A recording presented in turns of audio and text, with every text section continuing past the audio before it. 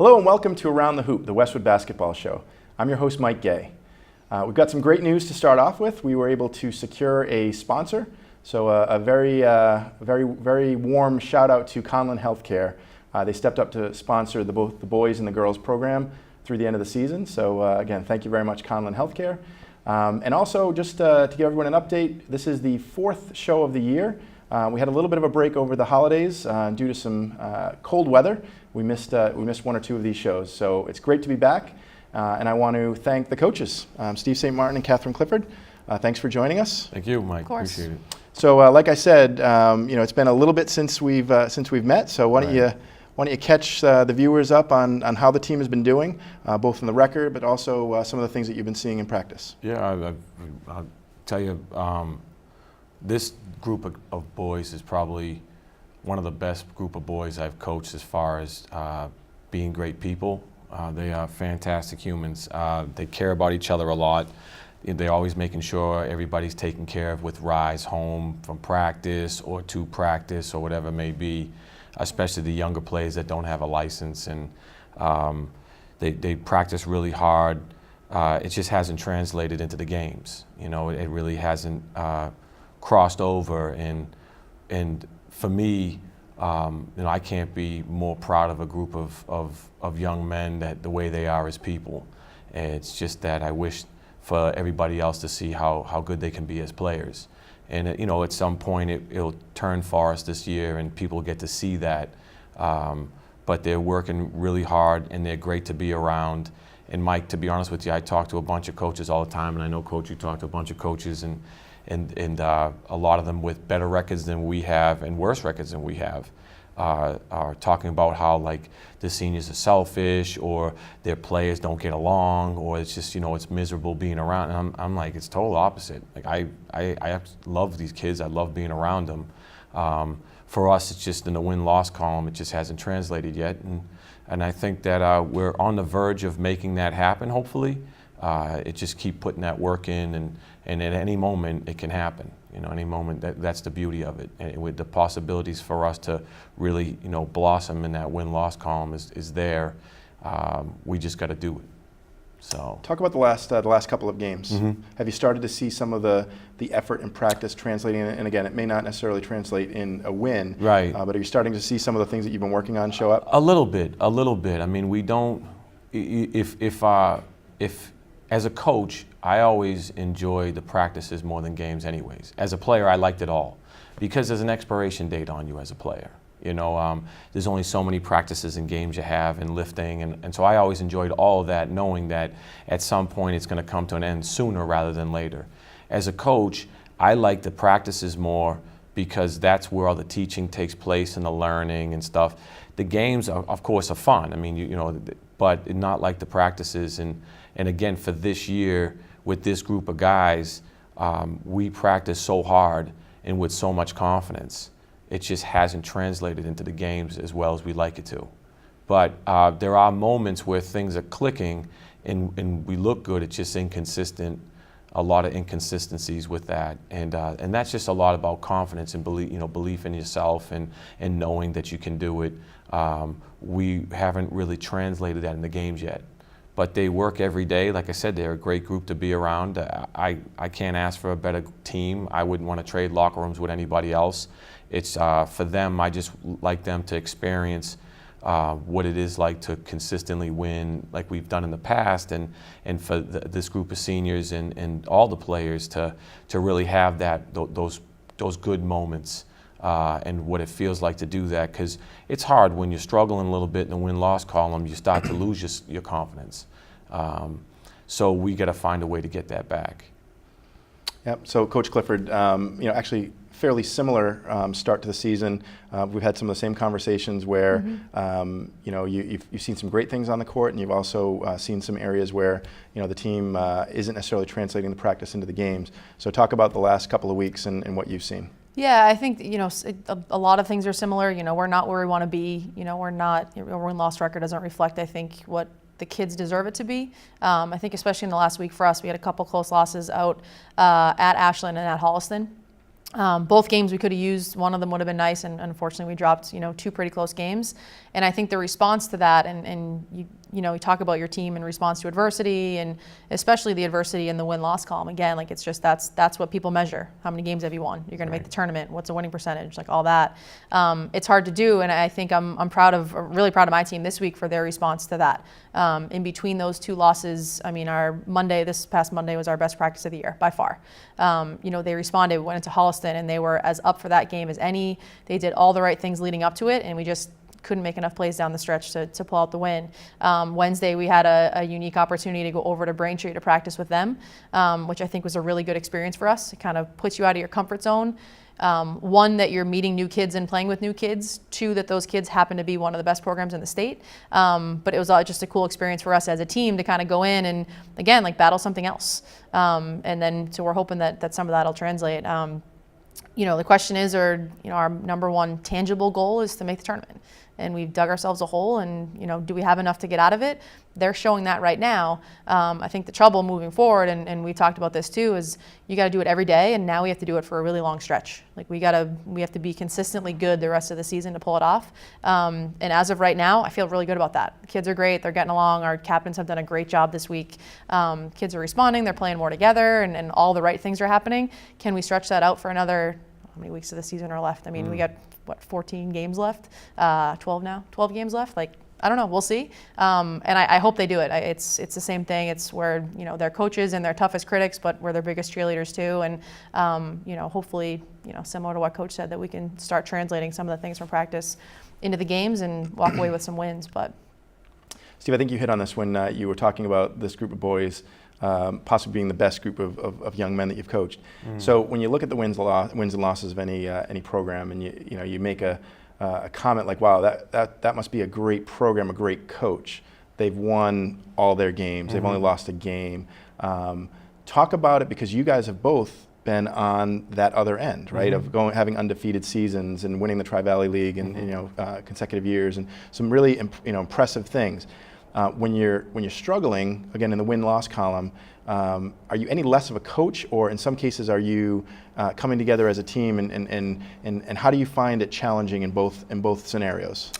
It's difficult. You are judged with the wins and losses on the outside of the world, but I've always said that every time we've been here, like there's two factions of it. It's are they growing as people, as humans, and can you win? I mean, those are the two things. The first part to me has always been the most important, and I guess like this season's been really frustrating because I think people are obviously, and maybe rightfully so for the win-loss part, are judging them, saying, well, they're not that good of a team, or being a good coach doesn't really revolve around wins and losses to an extent. And the reason why I say that, especially at the high school level, there's circumstances that are out of your control. We're, you've heard me say this, we're the Tampa Bay Rays. Like, we're a small town, there's no school choice. The people, you have your town people, and that's who you have, and that's that. Like, there's no programs and recruitment and stuff that happens where at a bigger town or a private school could take place. I mean, we've both lost players that are very talented to private schools, and so that can be misleading. You could be a good coach, but I always think of interviews with coaches when they make it to the Garden or the state championship or they win. And one of the things that to me has always been a mistake is coach says, well, the kids work so hard, they deserve it. I don't think there's a team that works harder than we do. In the years I've been here, I don't think there's a team that dedicates is more than we do. I'm not saying we do it more than anybody else. I'm just saying that I don't think anybody does it more than us. Do you understand what I'm saying? I do. So that being, then if that was the case, we would deserve to win every game. So it's not about what you deserve and don't deserve. It's just about sometimes there are things that take place that you lose your confidence as a player. And that is the biggest detriment to anybody in life. I mean, why do most people not reach goals? It's the mental part. It's never anything else. It's that lack of knowing that you can do it. And once you break through that, then, the possibilities are endless. But most of the time for us, we put the ceiling on ourselves, nobody else does. And that's a very, very hard thing to overcome. So if you have a bunch of talent, if you have 5 players that are going Division I, you're a great coach. yeah, right. You know what I mean? And you win back-to-back state championships and go undefeated. Like, yeah, you could be a great coach. Yeah. And I always say to Coach, and I talk about this, and I talk about it with a bunch of other coaches, like, if you trade places, like there's a lot of great coaches out there that don't win a lot because they're in a small town. You know, I've been very fortunate to have great players, to me, that have done some really great things as far as scoring and winning and that stuff. But these guys this year are no different. I mean, they still have a lot of talent. It's just they don't have that confidence right now. Yep. And little by little, you have to chisel into it. The problem is you're running out of time, like Coach said. I mean, the season is short, so yep. It's tough. Well, both of you are on the outside. You know, potentially, if you look at the percentages of making the tournament, both of you have a great opportunity, sure. right? Mm-hmm. So again, how do you eat an elephant one bite at a time? How do you get to the tournament one win at a time? Right. Right. So, Coach, anything you want to add to that? Again, seeing both sides of it. Yeah, similar to Coach's thing, and this is going to sound like the everyone gets a trophy thing, but the biggest thing for me is like, how's your experience? And if winning and going to a South Sectional final last year and winning the league and all that stuff adds to that experience, then that stuff's great. And of course, we're going to work hard for that. But I think, some of the things I've seen from us, from my, 2-6 team, I'm the most optimistic 2-6 coach in the state right now. I have the most talented 2-6 team in the state, and I have the most enthusiastic 2-6 team in the state. Like, these kids are as hungry now as they have been. I think it took us, the frustrating thing as a coach is you try to make them see certain things, and you don't really get there until they've dug themselves in a little bit of a hole. But again, like Coach said, it's great kids, and hopefully we can dig out of it. But whether the basketball things don't really change, is there a greater sense of urgency when things aren't working? Yes. But just like Coach said, I think we've learned a lot about ourselves over the last week, and not about the new press we put in or how we're trying to prepare for upcoming opponents, but just from some of the things we've been through, how we've had to battle through adversity, how our captains have had to lead us, how we went and visited Braintree. Like, let's see what they're all about, things like that. So I still think there's a lot of good things going on, and again, hopefully we can get it to translate. But there's more to life than wins and losses. As competitive as I am, I really do believe that. So. Yeah. No, well, it's again, talking to all of the kids on both the boys and the girls program, they would all run through a wall for both of you. So again, you're doing a lot right. Super positive things. So let's talk about the basketball boosters social coming up on the 18th of January. Yeah, it's a really exciting thing. Yeah, and this is the first annual. So you want to talk a little bit about it? Yes, I mean, the parents kind of came together on both sides, and again, this is what I always enjoy about coaching here with Coach Clifford. We do a lot of things together, like the show, and the clinics we run. Like, and this social is one thing where both parents on both teams came together and kind of figured out like what is something that we can do to celebrate the experience of basketball in the town, and it's also a fundraiser, so it's something that's exciting, and to me, I'm really excited to see how it turns out. I really am. And they put a lot of work into it, and they have some really cool auction items. And it's tough because I have practice. Like, coach is going a little bit earlier, so I can get there too. Because I really want to put my name in some auction items, because there's some really Super Bowl tickets. You're in. There's some really great things there, and I just think that it's always fun to do things together. We did the tip-off night together. There's so much happening, and that's the part that sometimes gets lost, is that how great the experience is, like Coach was mentioning. So yeah. So actually, Coach, you want to give the details of the event, and if you want to participate, who you reach out to? Yeah, so it's Thursday, January 18th. It's coming up next week at Norfolk Golf Club, 6:30. Like Coach said, silent auction, and we're just excited to get everyone in one room that's excited about Westwood basketball. I think the parents within our teams interact a lot in the bleachers and stuff like that, but when the boys' parents are in Westwood, the girls' parents are in Holliston, and there's not a lot of kind of commingling and just to kind of build the program. So we're actually getting close to sold out, which is a good thing, but I guess bad for viewers if they want to come. But they can reach out to any one of the captain's parents or one of us. We can put you in touch with people if you're looking for a last-minute ticket. But yeah, it should be fun. We're looking forward to it. Awesome. So that's the first super positive thing. Second, and again, I mentioned this at the top of the show, our new sponsor, Conlin Health Care. Right. So this is the official first Conlin Health Care Player of the Week. Great. So again, last year Needham Bank stepped up, and this year Conlin Health Care. So Coach, we're going to start with you. Why don't you tee up the Player of the Week, in plural weeks, because we really haven't had one. So talk about the Player of the Week. This week has been Thomas Herbert, a senior captain, was selected. Just watching the growth that he's had in the last 2 or 3 weeks has been fantastic. We talked a lot, and he was pretty disappointed the way he started the year, and then has really become very aggressive to get better. And he's shown a lot, not only in practices, but in the games as well. So it's been great to see him start to do those things. And, he's been a great leader as well. So all those components put together, he's just a great kid. So it's exciting to be able to give him that opportunity. And he took it and ran with it, and it was an overwhelming choice by everyone. So that was great to hear. Awesome.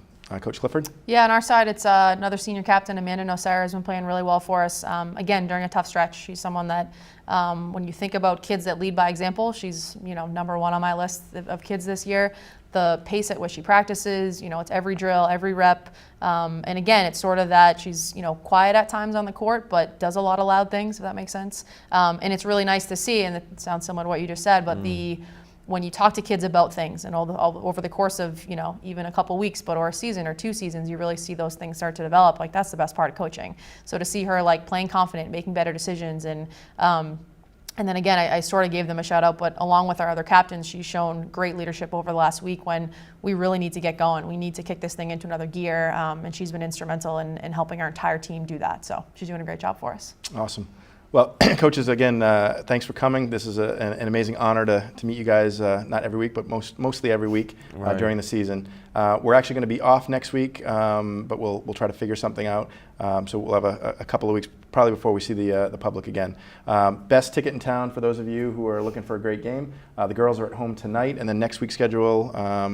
We're home. We're home Friday night And against we're home Norton the Tuesday. 19th. Yeah, so home for the girls tonight and next Friday night, and then Tuesday night you're home. So again, come out, freshman JV varsity games. Yes, Bishop Fian, home and home. Yeah. Thanks again, coaches. This has been awesome. We're gonna invite in the players of the week, the first ever. They can tell their grandkids about this. First ever Conlin Health Care Player of the Week. Sounds good. Big We'll be right time. back. Yeah, that's great. Thanks. Joining us now in studio are the Conlin Health Care Players of the Week, Thomas Herbert and Amanda Nocera. Welcome. Thank you. Good to be here. So again, I was teeing this up with the coaches. You are the first ever Conlin Health Care Players of the Week. Again, we have a new sponsor, so nobody can take this away from you for the rest of your life. Your children, your grandchildren, first ever. So we'll start with you, Thomas. And actually, not only first ever Conlin Health Care Player of the Week, but this is your first honor. Yeah, it's been a long journey to get here, I guess. But it's good to be here today. Yeah. So again, why don't you talk about, you're one of the senior captains, actually both senior captains, as both of your coaches talked about this season. The effort that you're putting in as a team hasn't necessarily translated to wins and losses. You've had some individual successes. Your individual games have grown. So talk about the last couple of weeks and what you've been trying to do as a senior captain, both with your game but also with the rest of the team. So the past couple of weeks, as a team, we've been practicing great, really competitive, hard practices. People diving all over the place, taking charges, all that good stuff. But especially since around the DS game when I was sick and I had to sit out and watch, it really kind of opened my eyes to how we were playing in games. So I really wanted to change the way I was playing and kind of lead by example and pick up my game, and hopefully that would translate to the rest of the team. And we've had like our good moments, but we've had like a lot of struggles, especially like earlier this season. So we're just really like trying to find ourselves as a team and find our identity, and then see if we can get some of the wins rolling. Yeah, Amanda, similar on your end. Yeah, we have like a similar record. We're 2-6 right now, and we've had like some really competitive games lately, and they haven't really gone our way. So it's upsetting, but it's also like eye-opening because like in our past couple of games, like we've been playing as good as we have, but like we still just can't find that like click. So we're working on and off the court, definitely like practicing harder, spending more time together, and yeah. And you also talk a little bit about some of the joint practices that you've held, Dover Sherburne, and then most recently Braintree. Yeah, those were nice. They're really helpful. Practicing with Braintree was also eye-opening because they're like D1 state champs, and their pace is really fast, and we learned a lot of tips from them. That's great. So again, as captains, Thomas, you mentioned that you by sitting back and watching a game, which must have been really difficult while you were sick, you saw some things. Talk a little bit about what it means to up your game. And the reason I say that is because I've seen most of your games, and it's not for lack of intensity. You're doing a lot of the little things that you'll do in practice. What do you need to kind of turn in order to take that next step? It's really mostly like a mental thing, like just having the mentality to always like be aggressive and attack the hoop and not taking any plays off, and just really like being the aggressor at all times, like setting the tone, like just like when you have that like kind of mentality, like then like nothing can get in your way and stop you. So yeah, no, that's great. And Amanda, I mean, similar question. I'll phrase it a little bit differently. So you have a lot of underclassmen. Actually, both teams have a lot of underclassmen that look up to you. And again, you've given as much as you can from an intensity perspective. And so is it on the mental side? I mean, how are you picking up the rest of your team in the huddles or out there on the court? Well, I agree with what Thomas said. I think it's on the mental side too. Like we just really try to stress to them like how important every game is, and like how important it is to want it more than the other team, and it shows when we compete. Yeah. So talk about the games ahead. You play Dedham. The boys have Bishop Fien on Tuesday on the road. The girls are down in Scituate next Wednesday, and then followed by home and away for boys, respectively, girls and boys against Norton on the following Friday. Again, big stretch, really important games. Again, what is the message, if anything, different than what you just said? I think like my focus right now is really just taking it one game at a time and attacking each game. Like Dedham is a new TVL opponent, so it should be good to see them tonight, and then try to get like a good win, and then move on to Bishop Fien, which is a really good D2 opponent. We might see them in like the tournament, and then get some payback on Norton on Friday, which would be good. There you go. That's great. So. Amanda, how about yourself? Similar. We just have to go into every game as an underdog and just like not assume that anything's going to happen, and just play awesome. It just 0-0 the whole time. Oh, that's great. Well, I can't thank you enough for taking time out of your day. Best of luck again with these really important games. While the record doesn't show it, I think both teams are ready for a real run. So congratulations on firsts, and we'll hopefully see you in these seats in the coming weeks. So thanks for coming. Thank you. Thank you. So again, I want to thank both Coach Clifford and St. Martin for joining us again in studio. Again, a special shout out to the Players of the Week, the Conlin Health Care Players of the Week. Congratulations on that accomplishment. Huge games coming up. Again, the boys are away at Dedham High School on the 12th of January. The girls are home on the 12th. The boys will travel to Bishop Fien on Tuesday. The girls will be playing in Scituate on Wednesday, and then a Norton home and away. Girls are at home following Friday, and the boys will avenge a tough loss to Norton earlier in the season. If you haven't been to any of the games, please come out. We've seen a real upturn in attendance. It's the best ticket in town. Bring your kids. If they wear their WBA jerseys, the kids get in for free. I want to again thank the Westwood Media Center. If you haven't been down to 15 Purwall Street, you're missing out. Regular business hours, come on down and check out a great gem for the town. Also, again, a shout out to the Westwood Boosters, the basketball boosters. The 18th of January is a really important social. If you have interest, please reach out to one of the team captains. If you can't get in touch with them, you can reach out to me as well. It's gay.m at verizon.net. I'll be happy to pass on your information. This is really a community program, and without your involvement in supporting the team, really we're nothing. So again, thank you for joining us, and we'll see you next time.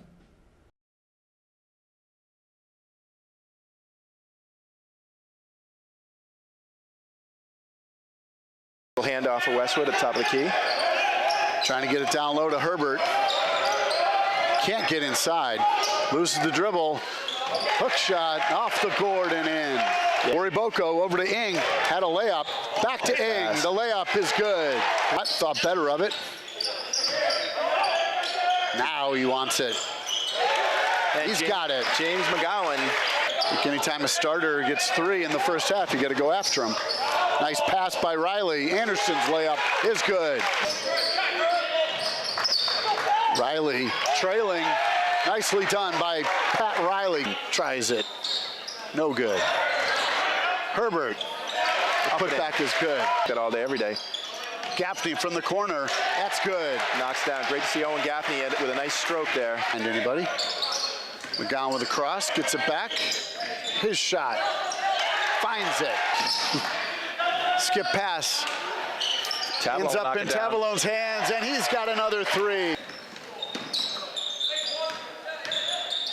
Lupaju finds Gaffney. He finds the net.